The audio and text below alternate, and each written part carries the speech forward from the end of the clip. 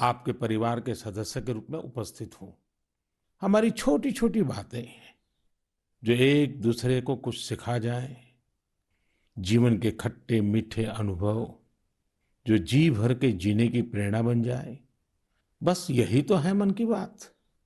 आज 2021 की जनवरी का आखिरी दिन है। क्या आप भी मेरी तरह ये सोच रहे हैं कि अभी कुछ ही दिन पहले तो 2021 शुरू हुआ था? लगता ही नहीं कि जनवरी का पूरा महीना बीत गया है। समय की गति इसी को तो कहते हैं। कुछ दिन पहले की ही तो बात लगती है जब हम एक दूसरे को शुभकामनाएं दे रहे थे। फिर हमने लोहड़ी मनाई, मकर संक्रांति मनाई, पोंगल, बिहू मनाया। देश के अलग अलग हिस्सों में त्योहारों की धूम रही। 23 जनवरी को हमने नेताजी सुभाष चंद्र बोस के जन्मदिन को पराक्रम दिवस के तौर पर मनाया और 26 जनवरी को गणतंत्र दिवस की शानदार परेड भी देखी।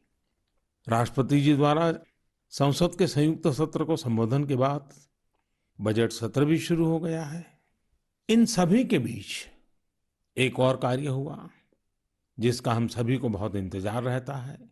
ये है पद्म पुरस्कारों की घोषणा। राष्ट्र ने असाधारण कार्य कर रहे लोगों को उनकी उपलब्धियां और मानवता के प्रति उनके योगदान के लिए सम्मानित किया। इस साल भी पुरस्कार पाने वालों में वे लोग शामिल हैं जिन्होंने अलग अलग क्षेत्रों में बेहतरीन काम किया है, अपने कामों से किसी का जीवन बदला है, देश को आगे बढ़ाया है।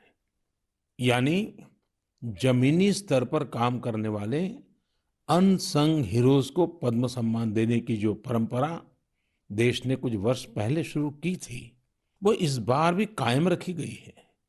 मेरा आप सभी से आग्रह है कि इन लोगों के बारे में, उनके योगदान के बारे में जरूर जानें, परिवार में उनके बारे में चर्चा करें। देखिएगा सबको इससे कितनी प्रेरणा मिलती है। इस महीने क्रिकेट पिच से भी बहुत अच्छी खबर मिली। हमारी क्रिकेट टीम ने शुरुआती दिक्कतों के बाद शानदार वापसी करते हुए ऑस्ट्रेलिया में सीरीज जीती। हमारे खिलाड़ियों का हार्डवर्क और टीम वर्क प्रेरित करने वाला है। इन सब के बीच दिल्ली में 26 जनवरी को तिरंगा का अपमान देख देश बहुत दुखी भी हुआ। हमें आने वाले समय को नई आशा और नवीनता से भरना है। हमने पिछले साल असाधारण संयम और साहस का परिचय दिया। इस साल भी हमें कड़ी मेहनत करके अपने संकल्पों को सिद्ध करना है, अपने देश को और तेज गति से आगे ले जाना है। मेरे प्यारे देशवासियों, इस साल की शुरुआत के साथ ही कोरोना के खिलाफ हमारी लड़ाई को भी करीब करीब 1 साल पूरा हो गया है। जैसे कोरोना के खिलाफ भारत की लड़ाई एक उदाहरण बनी है, वैसे ही अब हमारा वैक्सीनेशन प्रोग्राम भी दुनिया में एक मिसाल बन रहा है। आज भारत दुनिया का सबसे बड़ा कोविड वैक्सीन प्रोग्राम चला रहा है। आप जानते हैं और भी ज्यादा गर्व की बात क्या है? हम सबसे बड़े वैक्सीन प्रोग्राम के साथ ही दुनिया में सबसे तेज गति से अपने नागरिकों का वैक्सीनेशन भी कर रहे हैं। सिर्फ 15 दिन में भारत अपने 30 लाख से ज्यादा कोरोना वॉरियर का टीकाकरण कर चुका है, जबकि अमेरिका जैसे समृद्ध देश को इसी काम में 18 दिन लगे थे और ब्रिटेन को 36 दिन। साथियों, मेड इन इंडिया वैक्सीन आज भारत की आत्मनिर्भरता का तो प्रतीक है ही, भारत के आत्मगौरव का भी प्रतीक है। नमो ऐप पर यूपी से भाई हिमांशु यादव ने लिखा है कि मेड इन इंडिया वैक्सीन से मन में एक नया आत्मविश्वास आ गया है। मदुरई से कीर्ति जी लिखती हैं कि उनके कई विदेशी दोस्त उनको मैसेज भेजकर भारत का शुक्रिया अदा कर रहे हैं। कीर्ति जी के दोस्तों ने उन्हें लिखा है कि भारत ने जिस तरह कोरोना से लड़ाई में दुनिया की मदद की है, उससे भारत के बारे में उनके मन में इज्जत और भी बढ़ गई है। कीर्ति जी, देश का ये गौरवगान सुनकर मन की बात के श्रोताओं को भी गर्व होता है।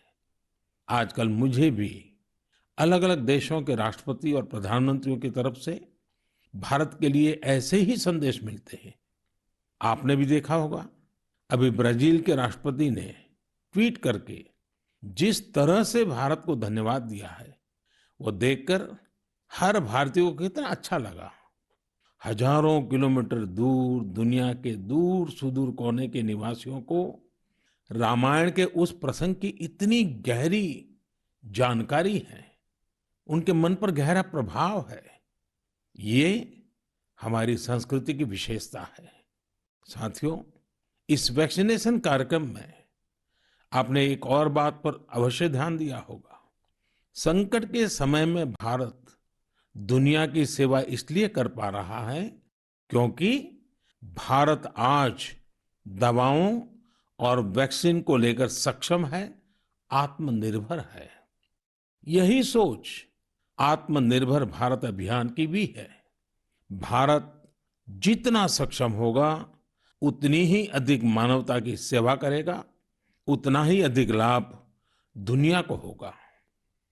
मेरे प्यारे देशवासियों, हर बार आपके ढेर सारे पत्र मिलते हैं। नमो ऐप और माय गॉव पर आपके मैसेजेस, फोन कॉल्स के माध्यम से आपकी बातें जानने का अवसर मिलता है। इन्हीं संदेशों में एक ऐसा भी संदेश है जिसने मेरा ध्यान खींचा। ये संदेश है बहन प्रियंका पांडे जी का। 23 साल की बेटी प्रियंका जी हिंदी साहित्य की विद्यार्थिनी है और बिहार के सिवान में रहती है। प्रियंका जी ने नमो ऐप पर लिखा है कि वो देश के 15 घरेलू पर्यटन स्थलों पर जाने के मेरे सुझाव से बहुत प्रेरित हुई थी। इसलिए 1 जनवरी को वो एक जगह के लिए निकली जो बहुत खास थी। वे जगह थी उनके घर से 15 किलोमीटर दूर देश के पहले राष्ट्रपति डॉक्टर राजेंद्र प्रसाद जी का पैतृक निवास।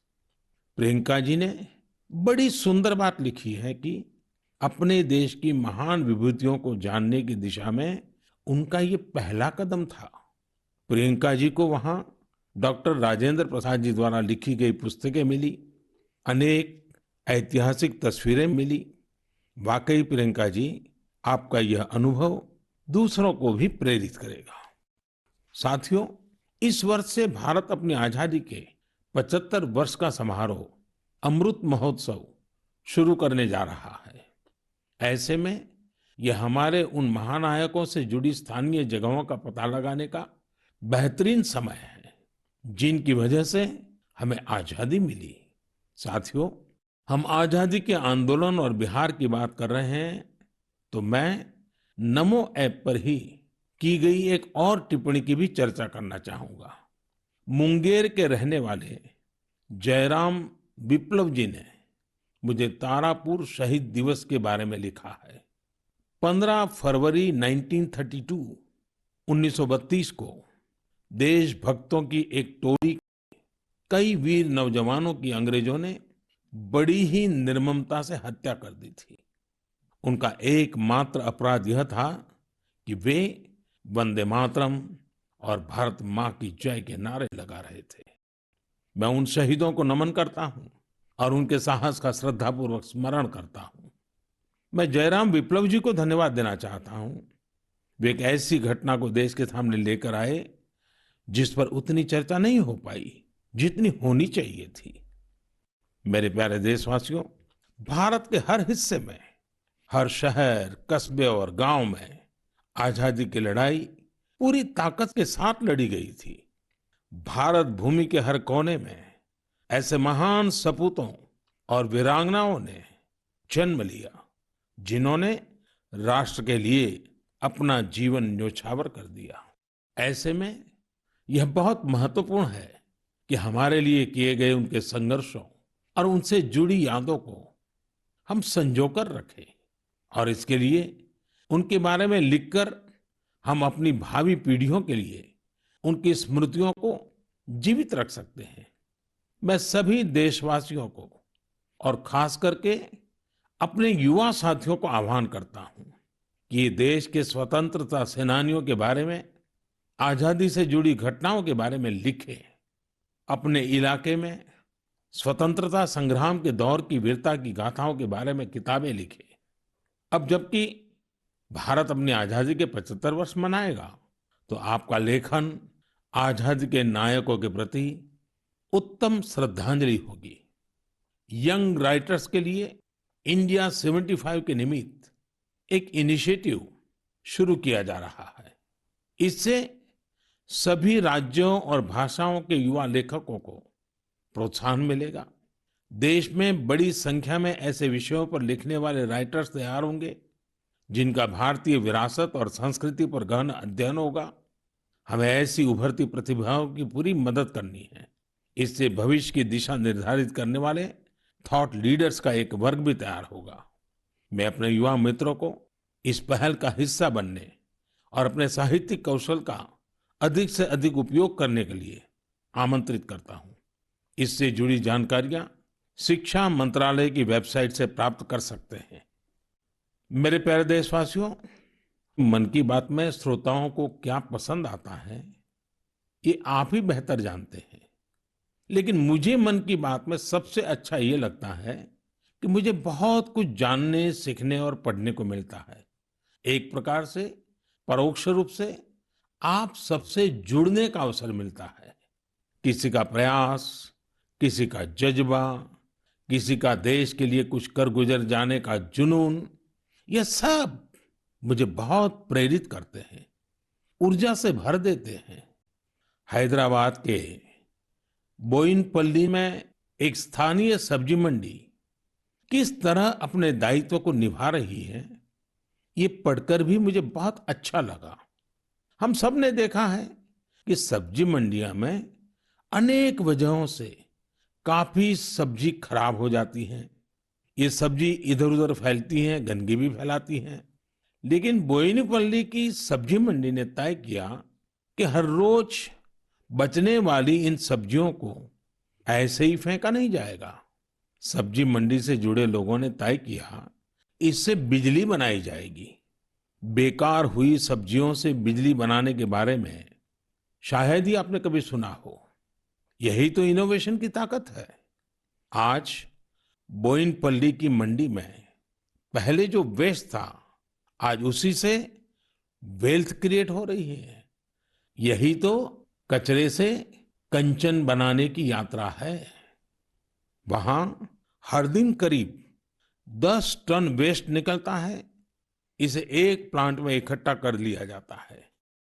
प्लांट के अंदर इस वेस्ट से हर दिन 500 यूनिट बिजली बनती है और करीब 30 किलो बायोफ्यूल भी बनता है।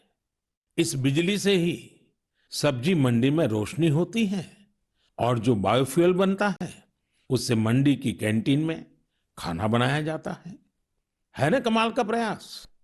ऐसा ही एक कमाल हरियाणा के पंचकुला की बड़ौद ग्राम पंचायत ने भी करके दिखाया है। इस पंचायत के क्षेत्र में पानी की निकासी की समस्या थी। इस वजह से गंदा पानी इधर-उधर फैल रहा था, बीमारी फैलाता था। लेकिन बड़ौद के लोगों ने तय किया इस वाटर वेस्ट से भी वेल्थ क्रिएट करेंगे। ग्राम पंचायत ने पूरे गांव से आने वाले गंदे पानी को एक जगह इकट्ठा करके फिल्टर करना शुरू किया और फिल्टर किया हुआ ये पानी अब गांव के किसान खेतों में सिंचाई के लिए इस्तेमाल कर रहे हैं। यानी प्रदूषण, गंदगी और बीमारियों से छुटकारा भी और खेतों में सिंचाई भी। साथियों, पर्यावरण की रक्षा से कैसे आमदनी के रास्ते भी खुलते हैं, इसका एक उदाहरण अरुणाचल प्रदेश के तवांग में भी देखने को मिला। अरुणाचल प्रदेश के इस पहाड़ी इलाके में सदियों से मोन शुगु नाम का एक पेपर बनाया जाता है। ये कागज यहाँ के स्थानीय शुगुशेंग नाम के एक पौधे की छाल से बनाते हैं। इसलिए इस कागज को बनाने के लिए पेड़ों को नहीं काटना पड़ता है। इसके अलावा इसे बनाने में किसी केमिकल का इस्तेमाल भी नहीं होता है। यानी ये कागज पर्यावरण के लिए भी सुरक्षित है और स्वास्थ्य के लिए भी। एक वो भी समय था जब इस कागज का निर्यात होता था, लेकिन जब आधुनिक तकनीक से बड़ी मात्रा में कागज बनने लगे तो ये स्थानीय कला बंद होने की कगार पर पहुंच गई। अब एक स्थानीय सामाजिक कार्यकर्ता गोम्बू ने इस कला को पुनर्जीवित करने का प्रयास किया है। इससे यहाँ के आदिवासी भाई बहनों को रोजगार भी मिल रहा है। मैंने एक और खबर केरल की देखी है जो हम सभी को अपने दायित्वों का एहसास कराती है। केरल के कोट्टयम में एक दिव्यांग बुजुर्ग हैं, एनएस राजप्पन साहब। राजप्पन जी पैरालिसिस के कारण चलने में असमर्थ हैं, लेकिन इससे स्वच्छता के प्रति उनके समर्पण में कोई कमी नहीं आई है। वो पिछले कई सालों से नाव से वेम्बनाड झील में जाते हैं और झील में फेंकी गई प्लास्टिक की बोतलें बाहर निकाल करके ले आते हैं। सोचिए, राजप्पन जी की सोच कितनी ऊंची है। हमें भी राजप्पन जी से प्रेरणा लेकर स्वच्छता के लिए जहां संभव हो अपना योगदान देना चाहिए। मेरे प्यारे देशवासियों, कुछ दिन पहले आपने देखा होगा, अमेरिका के सैन फ्रांसिस्को से बंगलुरु के लिए एक नॉन स्टॉप फ्लाइट की कमान भारत की 4 विमेन पायलट्स ने संभाली। 10,000 किलोमीटर से भी ज्यादा लंबा सफर तय करके ये फ्लाइट 225 से अधिक यात्रियों को भारत लेकर आई। आपने इस बार 26 जनवरी की परेड में भी गौर किया होगा, जहां भारतीय वायुसेना की 2 विमेन ऑफिसर्स ने नया इतिहास रच दिया है। क्षेत्र कोई भी हो, देश की महिलाओं की भागीदारी लगातार बढ़ रही है। लेकिन अक्सर हम देखते हैं कि देश के गांवों में हो रहे इसी तरह के बदलाव की उतनी चर्चा नहीं हो पाती। इसलिए जब मैंने एक खबर मध्य प्रदेश के जबलपुर की देखी तो मुझे लगा कि इसका जिक्र तो मुझे मन की बात में जरूर करना चाहिए। ये खबर बहुत प्रेरणा देने वाली है।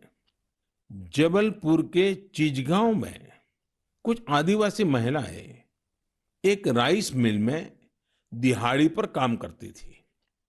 कोरोना वैश्विक महामारी ने जिस तरह दुनिया के हर व्यक्ति को प्रभावित किया, उसी तरह ये महिलाएं भी प्रभावित हुई। उनकी राइस मिल में काम रुक गया।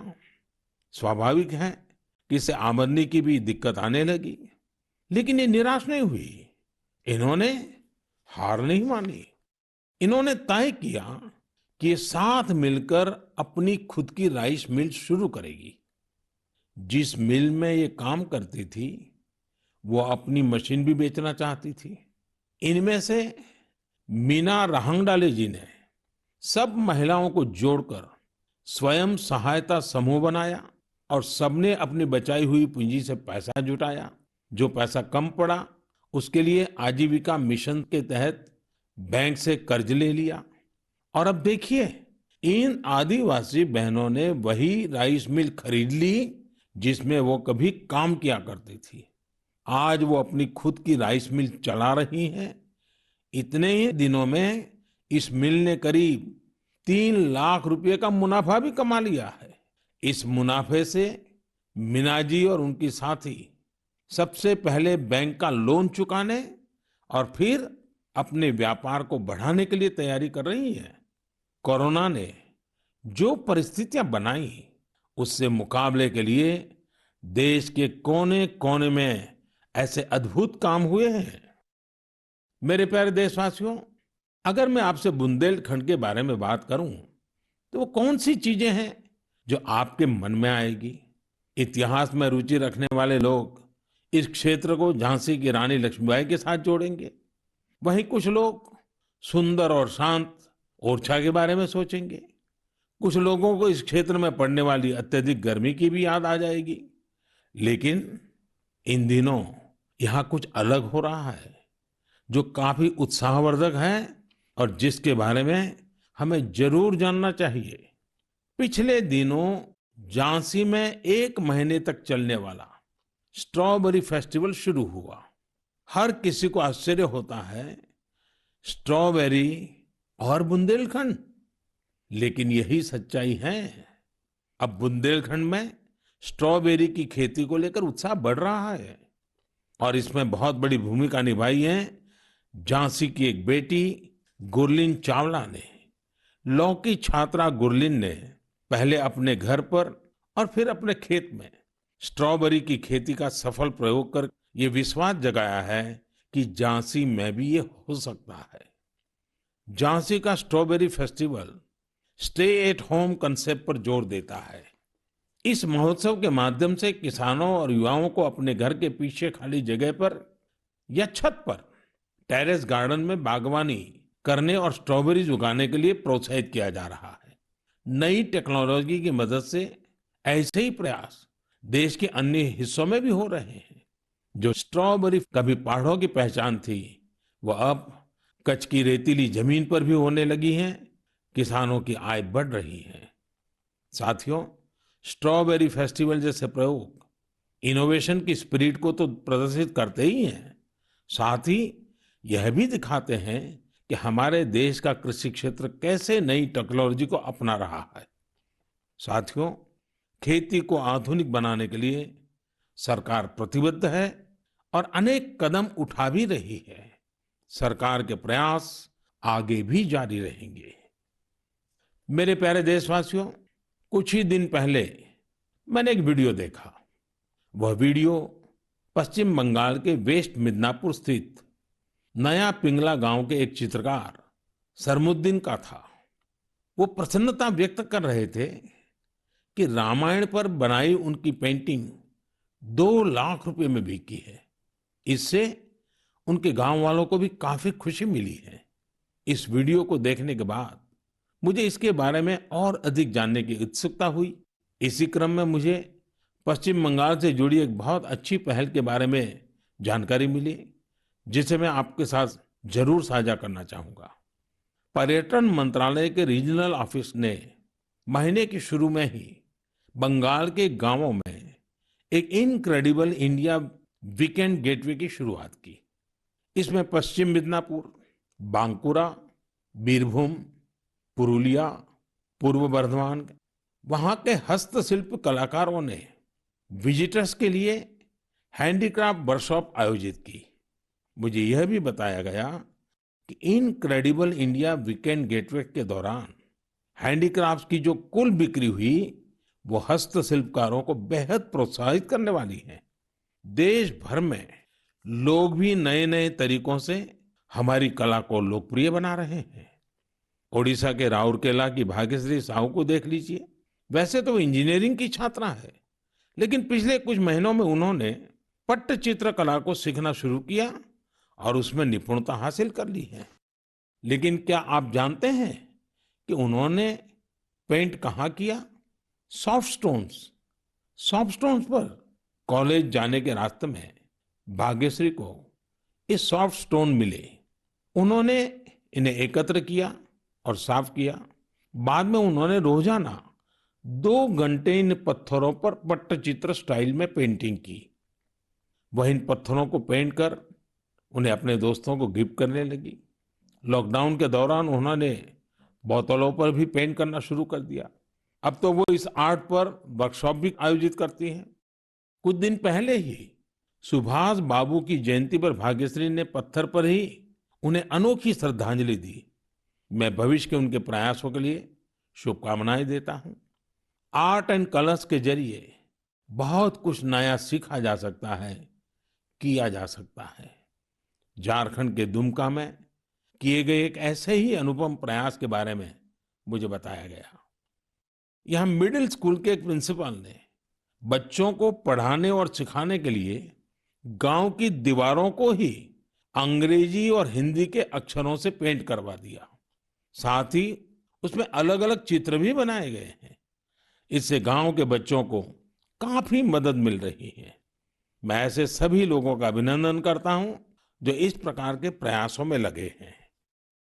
मेरे प्यारे देशवासियों, भारत से हजारों किलोमीटर दूर, कई महासागरों, महाद्वीपों के पार एक देश है जिसका नाम है चिले। भारत से चिले पहुंचने में बहुत अधिक समय लगता है, लेकिन भारतीय संस्कृति की खुशबू वहां बहुत समय पहले से ही फैली हुई है। एक और खास बात यह है कि वहां पर योग बहुत अधिक लोकप्रिय है। आपको यह जानकर अच्छा लगेगा कि चिले की राजधानी सैंटियागो में 30 से ज्यादा योग विद्यालय हैं। चिले में अंतर्राष्ट्रीय योग दिवस भी बड़े ही उत्साह से मनाया जाता है। मुझे बताया गया है कि हाउस ऑफ डेप्यूटीज में योग दिवस को लेकर बहुत ही गर्मजोशी भरा माहौल होता है। कोरोना के इस समय में इम्यूनिटी पर जोर और इम्यूनिटी बढ़ाने में योग की ताकत को देखते हुए अब वे लोग योग को पहले से कहीं ज्यादा महत्व दे रहे हैं। चिले की कांग्रेस यानी वहां की पार्लियामेंट ने एक प्रस्ताव पारित किया है। वहां 4 नवंबर को नेशनल योगा डे घोषित किया गया है। अब आप ये सोच सकते हैं कि आखिर 4 नवंबर में ऐसा क्या है।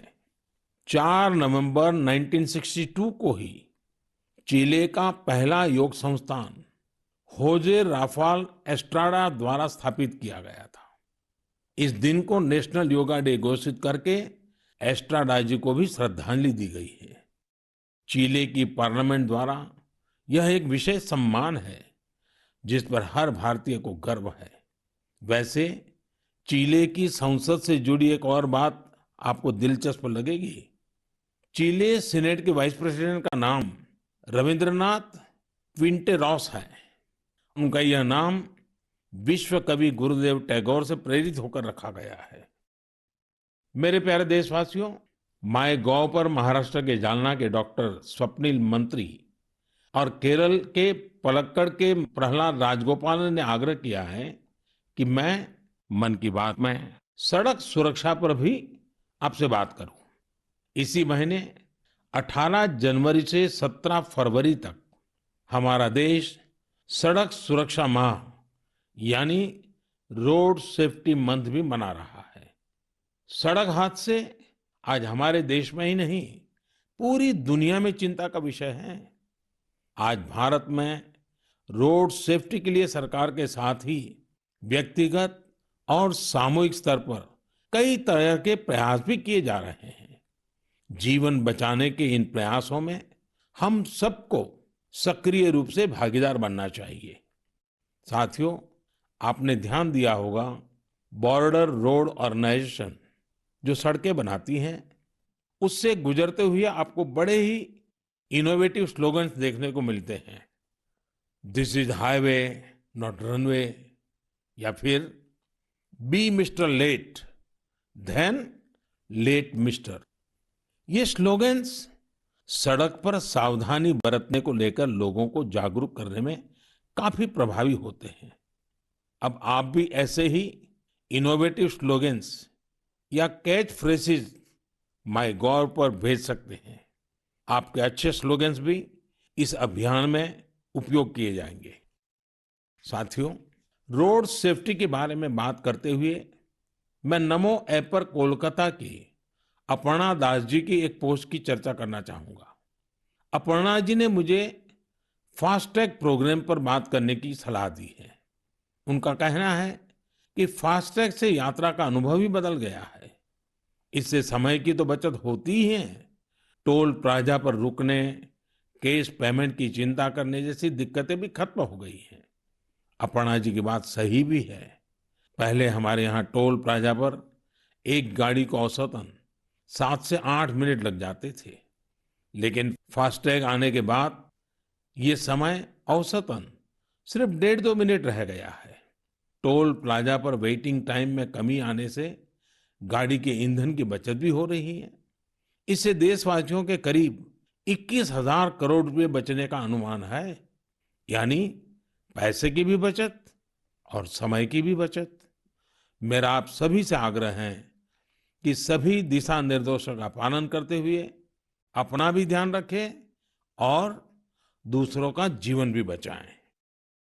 मेरे प्यारे देशवासियों, हमारे यहाँ कहा जाता है, जल बिंदु निपातेन क्रमशः पूर्यते घटः। अर्थात एक एक बूंद से ही घड़ा भरता है। हमारे एक एक प्रयास से ही हमारे संकल्प सिद्ध होते हैं।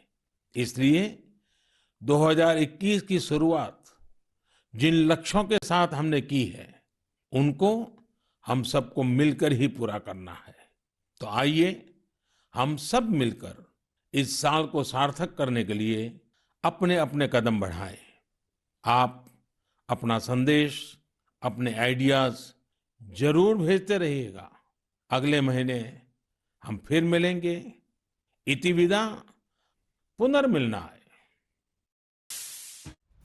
तो प्रधानमंत्री नरेंद्र मोदी की मन की बात आप सुन रहे थे। लाल किले की हिंसा पर प्रधानमंत्री मोदी ने कहा कि दिल्ली में तिरंगे का जो अपमान हुआ, उसे देखकर देश बहुत दुखी हुआ। ये सबसे महत्वपूर्ण बात आज के मन की बात में 26 जनवरी की जो घटना थी वो दुर्भाग्यपूर्ण थी। आप सबको याद होगा, दिल्ली में 26 जनवरी यानी गणतंत्र दिवस के दिन किसान आंदोलन के तहत जो ट्रैक्टर रैली हुई थी, उसमें हिंसा हुई थी और इसी पर पीएम ने आज मन की बात में अपनी बात कही। दिल्ली में 26 जनवरी को तिरंगा का अपमान देख देश बहुत दुखी भी हुआ।